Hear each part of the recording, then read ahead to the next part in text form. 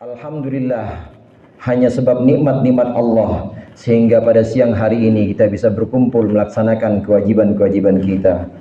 Allahumma salli ala Sayyidina Muhammad wa ala alihi wa sahbihi wa sallim.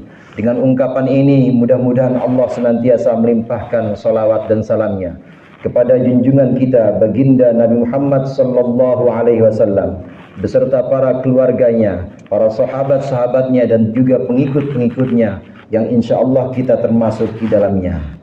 Hadirin jamaah rahimakumullah, melalui mimbar ini khatib berpesan kepada diri khatib sendiri dan juga kepada hadirin, marilah sama-sama kita senantiasa meningkatkan takwa kita kepada Allah, melaksanakan perintah-perintah Allah dan menjauhkan larangan-larangannya, mentaati Allah dengan melaksanakan ibadah-ibadah, baik ibadah-ibadah zahir maupun ibadah-ibadah batin. Ibadah-ibadah zahir, ibadah-ibadah yang berupa ibadah badan telah kita laksanakan sepenuh Ramadan ini. Kita telah melaksanakan puasa, kita telah melaksanakan sholat, dan sebagian dari kita juga sudah melaksanakan sedekah. Marilah sama-sama kita laksanakan kewajiban-kewajiban kita, melaksanakan kesunatan-kesunatan dari ibadah-ibadah ini dengan ikhlas karena Allah Ta'ala. Ikhlas artinya memurnikan semua pelaksanaan ibadah ini hanya untuk Allah, bukan untuk apa-apa dan bukan untuk pamrih apa-apa.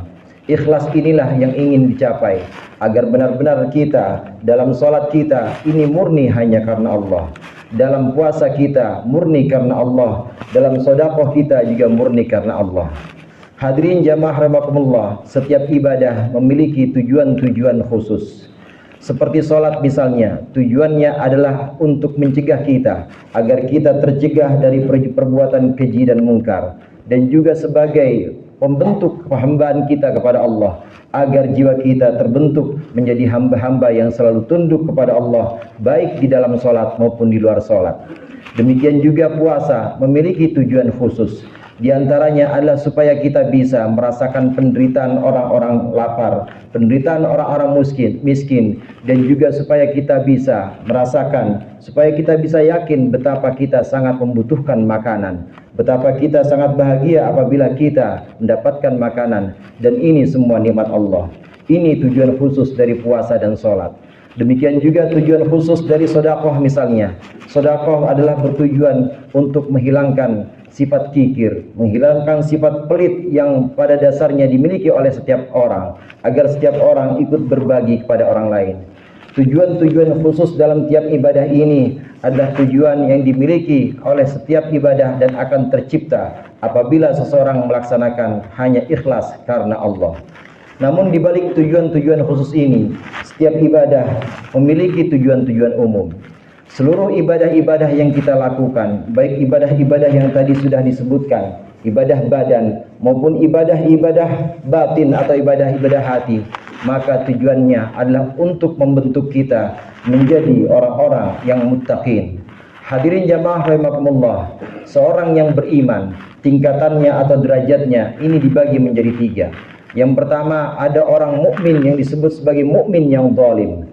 Orang mukmin yang zalim adalah orang yang dia sudah bersyahadat, menyaksikan bahwa tidak ada Tuhan selain Allah, bersaksi bahwa tidak ada Tuhan selain Allah dan bahwasannya Nabi Muhammad adalah utusan Allah.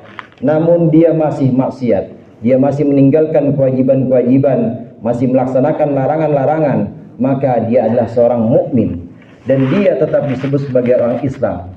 Hakul muslim untuknya, hak sebagai seorang muslim apabila dia sudah bersyahadat, maka dia berhak untuk diperlakukan sebagai seorang muslim, berhak untuk kita jenguk apabila dia sakit, berhak untuk kita doakan apabila dia meninggal.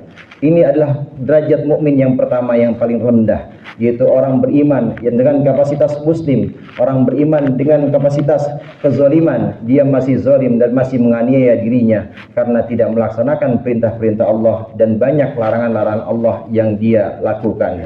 Kemudian tingkat yang kedua yang lebih tinggi lagi, ada yang disebut sebagai seorang mukmin muqtasid, yaitu seorang mukmin dalam tingkat pertengahan. Orang mukmin yang tingkat pertengahan ini sudah bisa dikatakan lebih dari 50% melaksanakan ketaatan kepada Allah. 50 lebih sedikit dia sudah bisa melaksanakan perintah-perintah Allah dan menjauhkan larangan-larangannya. Tentunya dengan dasar iman yang berupa syahadat, dan juga dengan pelaksanaan ibadah seperti sholat dan lain sebagainya. Dia bisa disebutkan sebagai seorang mukmin yang muqtasid, mukmin yang diantara kadar kebaikan dan kadar keburukannya ini seimbang. Kemudian yang ketiga, ada yang disebut sebagai sabiqun bil khairat, mukmin yang selalu menang dalam berlomba-lomba melakukan kebaikan-kebaikan. Inilah yang disebut dengan muttaqin. Seorang yang muttaqin, orang yang bertakwa, orang yang selalu menjalankan pesan-pesan setiap Jumat, menjalankan pesan-pesan setiap khutbah yang disampaikan oleh khatib, diingatkan setiap Jumat, diingatkan kembali setiap hari raya agar senantiasa bertakwa. Ini adalah tujuan umum dari seluruh ibadah. Dari seluruh ibadah adalah tujuan umumnya supaya kita terbentuk menjadi orang yang bertakwa. Orang-orang yang kadar kebaikannya lebih banyak dibanding kadar keburukannya. Orang-orang yang ketika berlomba dalam kebaikan menjadi orang-orang yang sabiqun bil khairat, yaitu orang-orang yang menang dalam melaksanakan kebaikan-kebaikan ini. Mukmin tingkat yang ketiga ini, yang paling tinggi yang disebut dengan muttaqin, bisa mencapai derajat ini adalah karena rahmat Allah, bukan karena kebisaan dan bukan karena kemampuannya. Ini perlu disadari. Hadirin jamaah rahimakumullah, oleh karenanya, di manakah kita dalam posisi tiga jenis mukmin ini? Kalau kita termasuk yang pertama, yaitu mukmin yang zalim, maka marilah kita bangkit untuk benar-benar membenahi ibadah-ibadah kita. Kalau kita termasuk yang muqtasid, pertengahan, maka hendaklah kita punya satu semangat untuk lebih mencapai yang lebih tinggi, yaitu mukmin yang ketiga, mukmin muttaqin. Kalau kita sudah sampai kepada sabiqun bil khairat atau muttaqin yang senantiasa bertakwa kepada Allah dimanapun kita berada, maka hendaklah kita sadari bahwa itu bukan kebisaan dan kemampuan kita, karena sesungguhnya Allah lah yang menuntun kita.